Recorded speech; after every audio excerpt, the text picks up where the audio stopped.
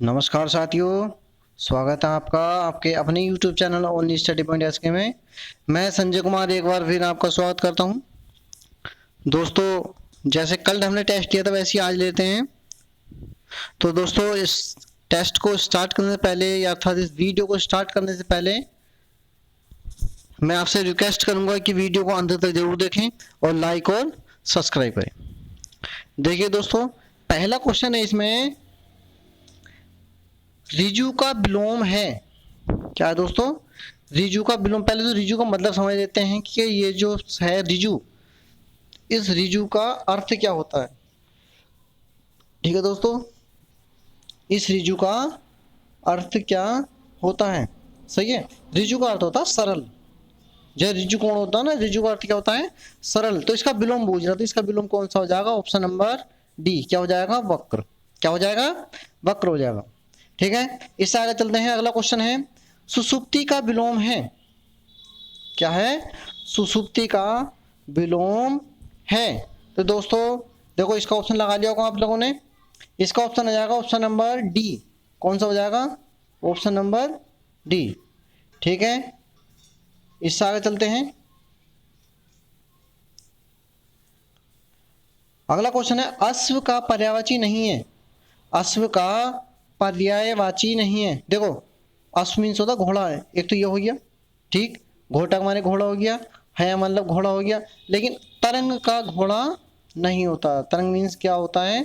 लहर, है ना। तो इसलिए क्या हो जाएगा? अश्व का पर्यायवाची कौन सा नहीं है? Option number A.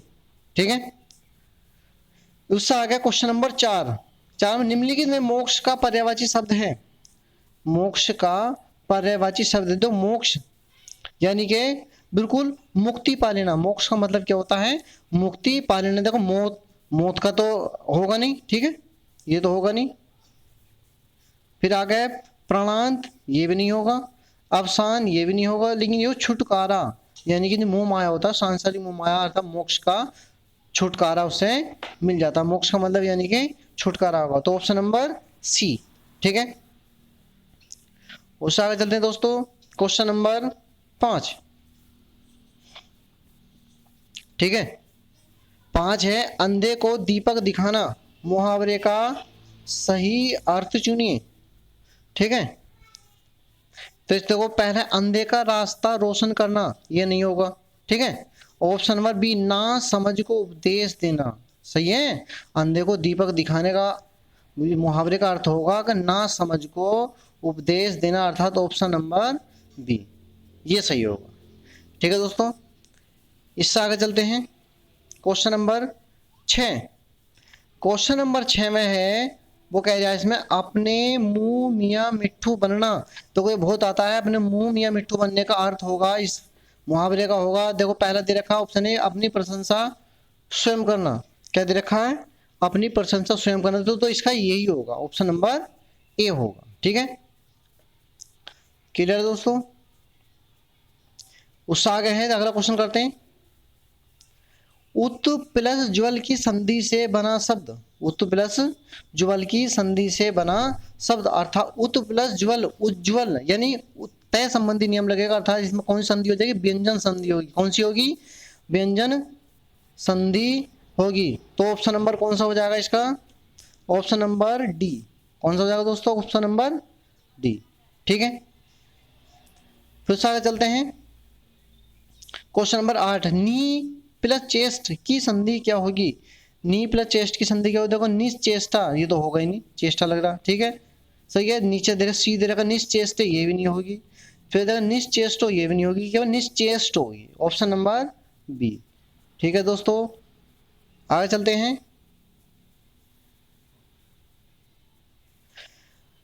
ये कई बार पूछा गया क्वेश्चन, ये क्वेश्चन नंबर 9 है, भरत मुनि के अनुसार रसों की संख्या बताइए। या भरत मुनि के अनुसार रसों की संख्या क्या होगी? देखो, पहले दे रखा 8, 9, 10, 11। ठीक है, तो कौन सा ऑप्शन सही हो जाएगा? 8। कौन सा सही हो जाएगा दोस्तों? 8। यानी भरत मुनि ने रसों की संख्या क्या बताई थी? रसों की संख्या बताई थी 8। ठीक है, अब एक बात और बता दूं मैं इसमें। देखो दोस्तों, रसों की संख्या 9 भी होती है, सही है, और 11 भी होती है। ठीक है, तो वो कैसा होती है मैं बताता हूँ अभी। ठीक है ना, ओके दोस्तों, भरत मुनि ने रसोई संख्या 8 बताई थी, ठीक है, लेकिन क्या आचार्य मुम्मुट, आचार्य, सही है, आचार्य मुम्मुट और जगन्नाथ ने, आचार्य मुम्मुट और जगन्नाथ ने शांत रस को जोड़कर रसों की संख्या क्या बताई, 9 बताई। ये बात समझ में आ गई दोस्तों, ये बात समझ में आ गई, रसों की संख्या कैसे 9 हो गई, यानी कि जगन्नाथ यानी आचार्य मुम्मुट और जगन्नाथ ने शांत रस को जोड़कर रसों की संख्या कितनी बताई, 9। ठीक है, अब 10 ये 11 कैसे हुई, देखो 11 है कि भक्ति और वात्सल्य रस है नहीं, शांत रस से लिए गए हैं। भक्ति और वात्सल्य रस जो है किससे लिए गए हैं, शांत रस से लिए गए हैं। ठीक है, तो शांत रस से लिए गए, इसलिए भाव की संख्या 9 होने पर भी रसों की संख्या आधुनिक में कितनी मानी जाती है, 11 मानी जाती है। ठीक है, बात समझ में आ गई। ओके दोस्तों, देखो आगे चलते हैं। अगला क्वेश्चन है क्वेश्चन नंबर 10। राम ने श्याम को पुस्तक दी, इस वाक्य में कौन सा कारक है, देखो कर्म कारक, संप्रदान कारक, अधिकरण, या डी है इसमें से, डी ऑप्शन लिखा नहीं, छोड़ो कोई बात नहीं, इसका इसमें ही देख लेते हैं, इसमें ही मिल जाएगा। देखो कर्म कारक, संप्रदान कारक और अधिकरण, तो इसका ऑप्शन नंबर हो जाएगा, कौन सा हो जाएगा, बी। कौन सा ऑप्शन हो जाएगा, बी। और देखो संप्रदान की यानी कि सुने होंगे, इसमें क्या होते हैं, संप्रदान का होता है को, होता है के लिए, होता है के वास्ते, के हित, के खातिर, ठीक है ना, ये तो संप्रदान की होती हैं। तो अब ये जो है, ये इसमें जब वाक्य में देने की क्रिया हो, सही है, यानी देने की क्रिया द्विकर्म हो, इसमें ध्यान देंगे हम कि इसमें क्या हो रहा, राम ने श्याम को पुस्तक दी, देखो तो पुस्तक हो गई है, एक श्याम हो गया, तो 2 कर्म हो गए नहीं, तो वो कह रहा है जब वाक्य में द्विकर्म हो, सही है, कैसी हो वाक्य में क्रिया, कैसी हो, देने की क्रिया हो, द्विकर्म हो, यानी 2 कर्म हो गए, देने का काम हो रहा है इसमें, तो सही है, तो उस समय क्या होगा, संप्रदान कारक होता है। दोस्तों समझ में आ गई नहीं, जब वाक्य में देने की क्रिया द्विकर्म हो तो वहां पर क्या होगा, संप्रदान कारक होगा। ठीक है, ओके दोस्तों, उससे आगे चलते हैं। अगला है क्वेश्चन नंबर 11। अयोध्या के राजा राम ने वानरों की सेना से पुल बनवाया। ठीक है, तो इसमें कह रहा है कि इस वाक्य में कौन सा वाक्य, यानी ये कौन सा वाक्य है, देखो कौन सा वाक्य है, पहला ऑप्शन देखा सरल वाक्य, संयुक्त वाक्य, मिश्र वाक्य, या इनमें से कोई नहीं। ठीक है, तो दोस्तों देखो इसमें जो होगा कैसा होगा, ऑप्शन ए हो जाएगा, सरल वाक्य है, ना तो संयुक्त यानी कोई कंजक्शन लग रहा है, और इन यानी इसमें से कोई भी ना मिश्र है ना ही संयुक्त, इसलिए कैसा वाक्य हो जाएगा दोस्तों, ये सरल वाक्य हो जाएगा। ठीक है, देखो उससे आगे चलते हैं।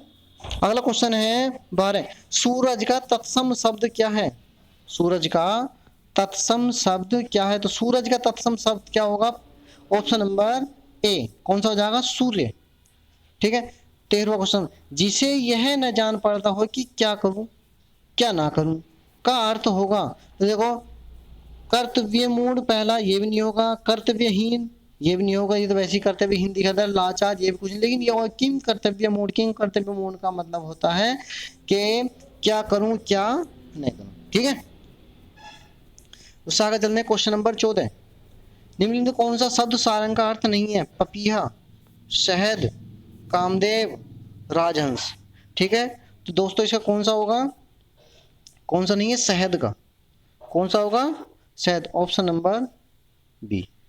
ठीक है, उससे आगे चलते हैं क्वेश्चन नंबर 15। ठीक है, 15 में कह रहा है अशुद्ध वर्तनी का चयन कीजिए, अशुद्ध वर्तनी का चयन कीजिए। देखो पहला साधु बिल्कुल सही लिखा हुआ, शून्य बिल्कुल सही लिखा हुआ, सांसारिक सही लिखा हुआ, हस्तक्षेप, हस्तक्षेप क्या है, ये रॉन्ग है। ठीक है दोस्तों, उससे आगे चलते हैं क्वेश्चन नंबर 16। 16 क्या करें, नीचे दिए गए काले अक्षर वाले शब्द को अनेकार्थ शब्द लिखिए। क्या लिख रहा है, आजकल के घरों में एक सुसज्जित कक्ष अवश्य होता है, कौन सा कक्ष का यानी सुसज्जित अवश्य होता है, क्या होता है, कमरा। 16 का क्वेश्चन नंबर 16 में है ठीक है। कमरा, अंतपुर, देखो ये, एक मिनट, खान, खाना खान, और बैठक, देखो ये जरूर होता है। सुसज्जित क्या होता है? बैठक, जहां पर मेहमान आकर बैठते हैं। ठीक है। Question number 17। 17 में क्या कह रहा है? आंचलिक रचनाएं किससे संबंधित होती हैं? तो देखो ये ध्यान रखना, आंचलिक जितनी भी रचनाएं होंगी वो किससे संबंधित होंगी? ऑप्शन, ऑप्शन नंबर दोस्तों कौन सा हो जाएगा इसका? ऑप्शन नंबर हो जाएगा बी। कौन सा हो जाएगा? बी हो जाएगा। ठीक है। अगला क्वेश्चन नंबर 18। दीप सा मन जल चुका है, इस पंक्ति में वाचक शब्द है, कौन सा है? देखो दीप नहीं होगा, सा। ऑप्शन नंबर बी, दीप सा मन जल चुका है, इस पंक्ति में वाचक शब्द है, कौन सा है? Option number B. ठीक है। क्वेश्चन नंबर आ गया आगे 19। ठीक है। 19 में क्या कह रहा है? निगुण में कौन सा उपसर्ग प्रत्यय है? देखो इसमें प्रत्यय बताना है दोस्तों। 19 में नी, तो इसका तो पहले ही हो जाएगा ऑप्शन नंबर ए। निगुण में कौन सा उपसर्ग प्रत्यय है? तो कौन सा प्रत्यय? नी लगा हुआ है, नी प्लस, सही है, गुण। अगला क्वेश्चन है क्वेश्चन नंबर 20। निम्नलिखित में कौन सा अव्ययभाव समास नहीं है? देखो अव्ययभाव समास में क्या क्या आते हैं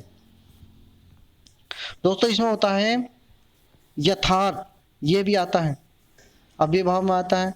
प्रतिमाह, प्रतिदिन, है, प्रतिवर्ष, ये सब कैसे होते हैं? ये अव्ययभाव में होते हैं। लेकिन आय और व्यय, आय और व्यय बीच में देखो डैश लगा हुआ है ना? तो ये जो होगा ऑप्शन नंबर कौन सा? ऑप्शन नंबर डी हो जाएगा इसका। ठीक है। तो ये जो होता है ये होता है द्वंद्व का। किसका होता है? द्वंद्व समास का। ठीक है दोस्तों, आगे चलते हैं।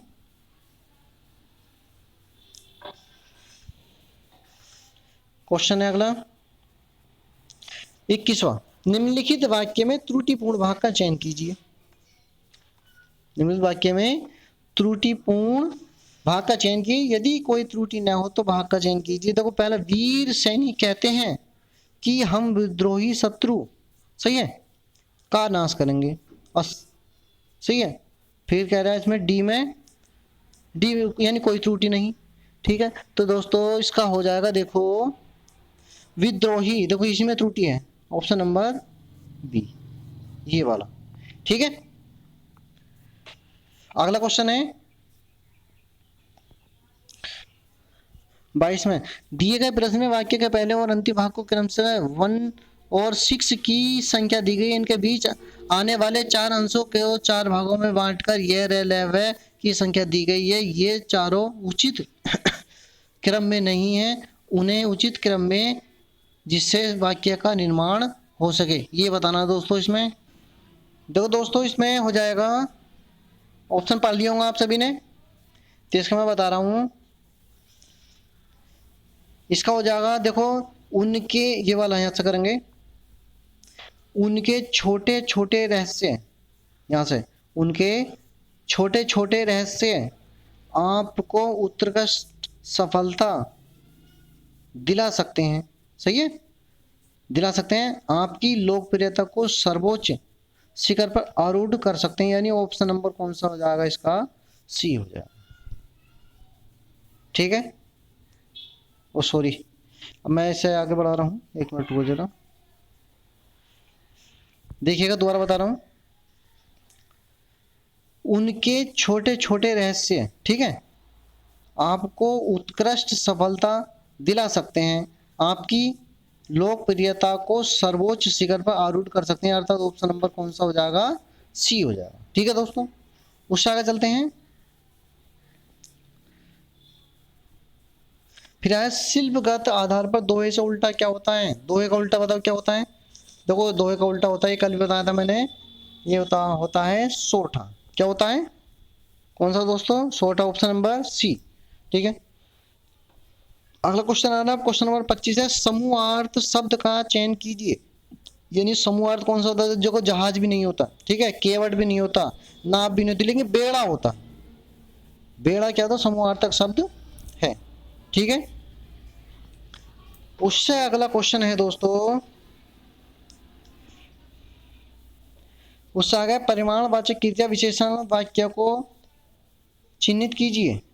ठीक है, 26वां है, तो चिन्हित करना है परिमाणवाचक। देखो यह हमें बड़ों से आदरपूर्वक बात करनी चाहिए। ठीक, फिर आगे है पानी कल से बरस रहा है।